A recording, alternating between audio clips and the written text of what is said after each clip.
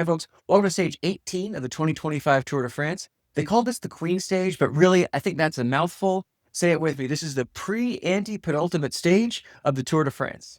Some of the greatest hits from the Alps today: Landon, Col de Madeleine, and Col de la Loze. It's not quite Visma Bike's last chance to take time on Tadej, but definitely their best one. And everyone else in the race, hoping that they form a stalemate that gives someone else a chance for the stage win. We'll get into all that, and I'll also answer the question that always floods my comments, my DMs, my contact form this time of the Tour de France. Do we think they're doping? Reminder, there is a podcast feed for this. If you're sick of looking at my face, if you're sick of hearing my voice too, well, I can't blame you, but I can't help you either. Two pick sponsors today. One is Therabody. You probably know Therabody for the Theragun. Those are great. But in this bag are the Jet Boots Pro Plus. These are wireless compression boots that can squeeze your legs, give you that blood flow you need for maximum recovery. There's vibration therapy. There's red light therapy in there. After a big ride, there's nothing like sliding into these for an hour. Heck, I need them just after watching a stage like this. I do have a discount for that. Then we got Phil's Cookie Fondo. We've rebranded it special for the Tour de France. Phil's Baguette Fondo. You get a free baguette bandana limited edition if you sign up. Today, of course, is your pre-anti-penultimate day for that opportunity. October 25, 26. I can confidently say this is the best ride you'll ever do. Beautiful climbs up and down Malibu. Cookies at every aid station. Great food at the end. Great friends all day. There's no racing going on. We all just ride, take pictures, have a good time. There's tough hills with distances for all ability levels. Hope to see you there. On to the bike race. Today's stage really started before sign-in, when Visma Bike's team car supposedly brake checked Tadej. That's at least what he claims. There was a bit of a fall down. Everybody's fine. But this was an indication this was going to be a full team effort today by Visma Bike to unseat that man.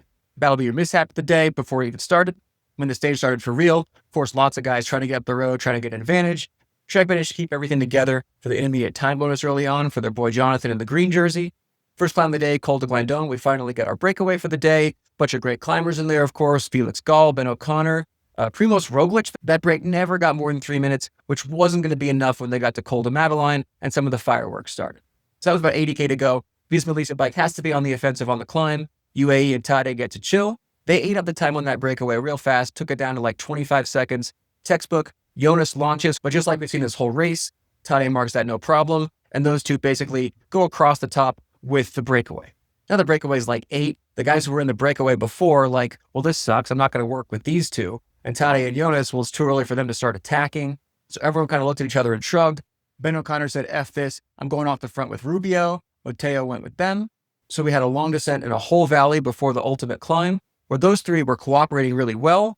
And the yellow jersey group was sort of just confused and waiting for the guys to catch up to them from behind.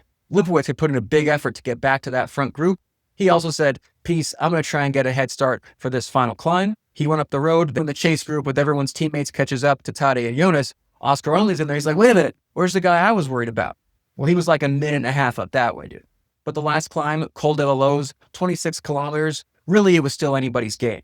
It's super long. If you want to watch the important part of the stage today, 26K to go is your spot.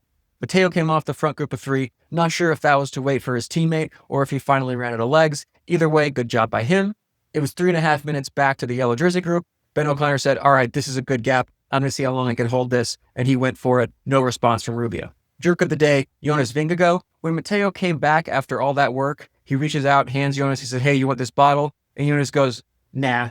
Dude, after all Mateo went through to bring you that bottle, just take it, have a sip, maybe just throw it when he's not looking, toss it to a fan. Pretend that that was helpful. Visma set what looked like a decent tempo, but they weren't taking any time out of Ben O'Connor. It's 6.5K to go. O'Connor still had his 3 minutes, and Lipowitz had come back to the front group. That'll be your armchair team director today. Visma had dudes all over the course. Seemed like just in case something happened and Jonas felt good, but he just didn't. 4K to go. We'd see no attacks out of that front group.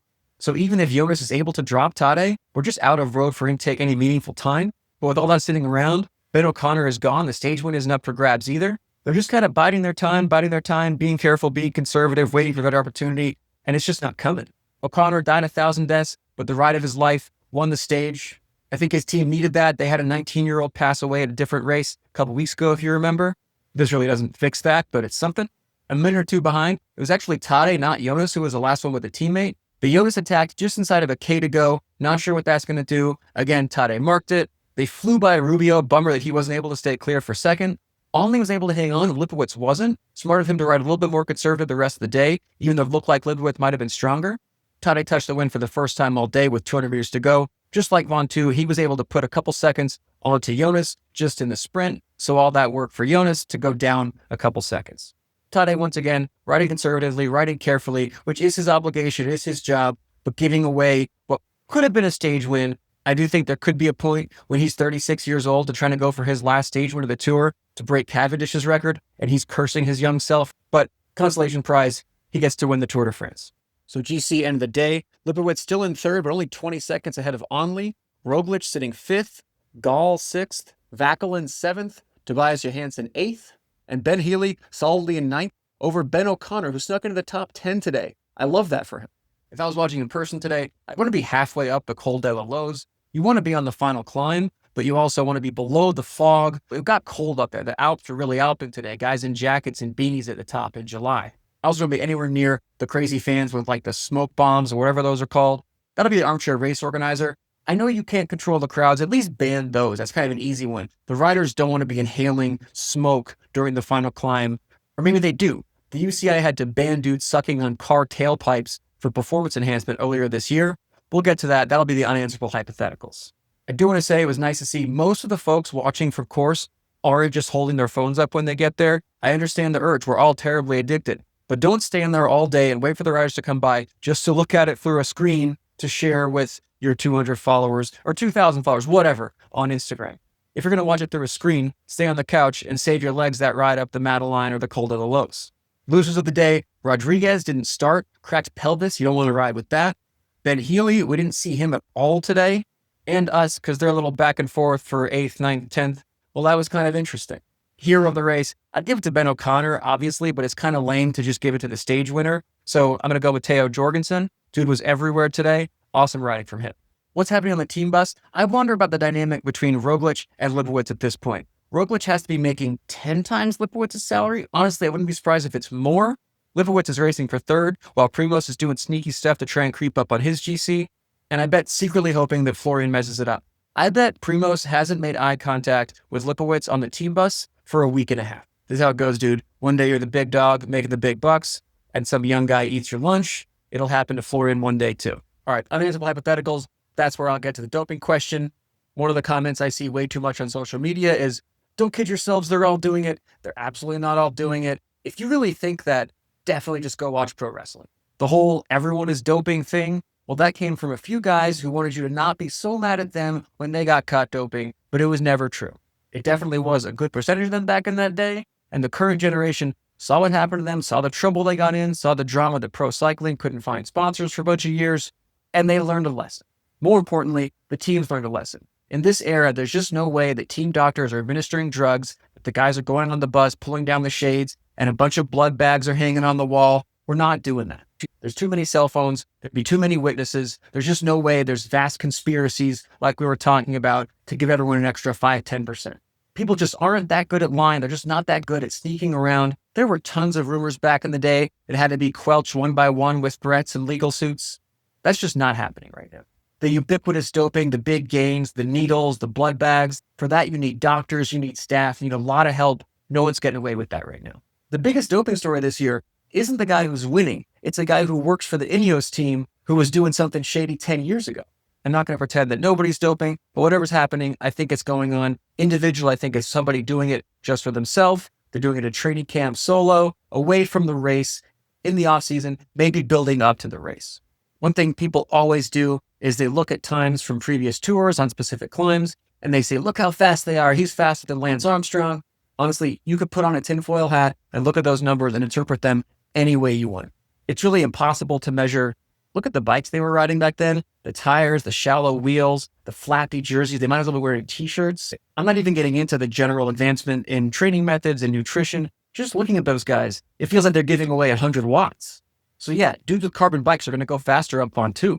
Also, when you're comparing the climbs, of course, you're not looking at what stage of the race it is, how many climbs are done before that one, or race conditions, or wind. You just can't compare that to a different year. There's way too many variables. So yes, Tadej's Vontu time was completely insane, but that was after a rest day and a totally flat stage going into it. But then there's a few you look at, and if you want to know how well the drugs worked back in the day, look at the times on Hodecam. Look at the picture of Bjarne Riis. He looks enormous, like he ate Tadej for breakfast and shit at Jonas Vingegaard. Dude's yellow jersey is all baggy, and he's still faster than Tade went this year. A lot of those guys are just lucky to be alive with the sludge that was going through their veins. Holy crap. So for that climb, at least, name a sport that hasn't progressed in the last 30 years and tell me cycling isn't at least a lot cleaner than it used to. Okay, but there is some smoke. Number one, it would just be naive to say that nobody is doping in the Tour de France. There's too many guys. We don't know them. Just statistically, somebody's got to be up to something. If we don't think the sport is 100% clean, if anybody's doping, if the drugs work, most likely the guys doing them are towards the front. So when it comes to Tade specifically, Slovenia does not have a great reputation for enforcing their drug rules. Slovenia, in fact, has a great reputation for sucking at this. And if you look at some of the testimony for other doping stuff, a lot of the handoffs, the administration, the money would take place in Slovenia because they were most likely to get away with. So that doesn't look great for Tade. Slight wrinkle there. He lives in Monaco. Mauro Gianetti, the head of the UAE team, the guy that Tade will hug when he wins the race, Tade's boss, that guy has a real shady history. Shady doesn't even do it justice. But if Tade only allowed himself to ride for teams that don't have any dopers involved, I'm not sure if he'd be able to find a job at all, and there'd definitely be a big pay cut involved. The other smoke, literal car smoke. I mentioned that earlier this year, the UCI had to ban inhalation of carbon monoxide. There was something that it was supposed to improve your oxygen carrying capacity. And guys were doing that. I was hearing rumors about that before it came out, before the UCI banned it, but they banned it pretty quick. I think Tade and Jonas pretty much admitted that they were doing that. They just said it was for testing. It wasn't a regular thing before it was against the rules. And I think that kind of illustrates where doping is at this point in the sport. There was an interview a few years ago where someone asked Tade about doping and he said, I wouldn't do that. It's bad for your health. Well, sucking on the tailpipes isn't good for your health, dude. So I'm not buying that argument anymore. I think those guys are doing anything they can to get any edge on each other and not what they're supposed to do. And the UCI has to stay on top of it as fast as they can to keep the scandals out of their sport. I'm not saying they're saints. For a long time, they let everybody get away with it. Everyone was flying high. They paid for it. I think they regretted and learned a lesson too. So that's the prevailing attitude. Is there something that Tade found years ago that works, that's making him drop everyone, that he's managed to keep a secret all this time in a small, close group of people? I don't think so. Whatever they're doing, and they're doing everything they can, it's pretty marginal compared to what was going on a long time. And that's the real bummer, is that cycling's past has made us not able to trust what we see today, that everyone who wins is suspicious just by virtue of winning, that we've been robbed of the ability to believe and trust what we're seeing. Like if we all knew that Tade was 100% legit, how amazing would this be? What a great dude, what a great sportsman, what a living legend we get to witness. But we can't let ourselves enjoy it just because in the back of our minds, we don't really know if it's true. That bums me out for him, bums me out for me as a pro cyclist. I was accused of doping plenty of times myself, and for a ton of friends in the race that I do know very well, that I've known for a long time, who aren't on the podium, but they are dudes at the very front of these races, who I do trust them. That's it for today. Tomorrow, the anti-penultimate stage of the tour, another big climbing day. I will see you then. I'm going to go ride my bike now. Hope you do too.